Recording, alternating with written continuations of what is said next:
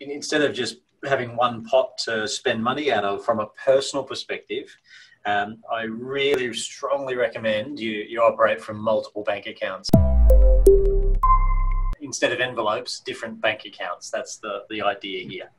And so instead of operating out of the single bank account where, let's say $2,000 comes in per week, and out of that $2,000 just sitting there, you don't know exactly what's for, booking in a holiday in the future or paying rent and that sort of thing. So the idea, or putting food on the table. Instead of just having one pot to spend money out of from a personal perspective, I really strongly recommend you operate from multiple bank accounts. And I've given a fairly detailed example here. This is our personal stuff, and I'll actually share the spreadsheet with you in a moment of how we calculate it. But the idea is that your income comes into one central account, and then it spreads out into each of the other buckets or the other accounts based on what its purpose is, and you preset this so that it's automatic transfers. That way, if we have a look at each of the topics here, we've got a slush fund, which is set one up for you and a separate one for your spouse. So it's important that they are separate, not the same. And this is for you to spend as you wish with no judgment from the other person. It's your play money. I think there's probably limits on that within your relationship. You're not going to be spending it on anything you want to.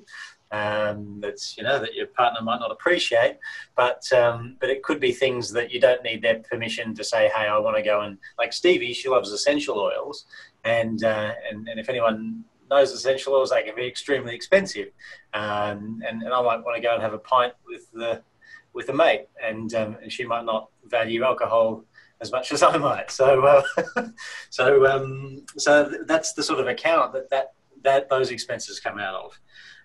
Which is the old slush fund. Well, I call it the slush fund. I think Barefoot calls it something like fun... Splurge, I think. Splurge, that's it. Yep. There's a few different names depending on the author. Next one here is entertainment. So my perspective on this one, this is for stuff you do with you and your spouse. Spouse. Or... with your kids as well as a family. So it's the family day trips where you might go or go to the movies or go out for a dinner somewhere. Basically an account that gets a bit of money each week where that's your budget for those sort of things. The weekly date night comes out of this one. That sort of thing. Next one here is travel. So if you've had this system set up or something like it, and you've got a savings account for travel, it's probably got a fair bit of money in it now if you haven't booked a local holiday. And so, the idea is that let's say you've got an annual budget, and Stevie and I's is about $10K a year. So we send $200 a week into a travel account, and when that starts to build up, we then go and book a holiday. That's the trigger to go, hey, there's a few grand in there, let's go and do something with it. So that you're actually making sure you take time out and spending some time away from business and normal life and that sort of thing. So that's travel.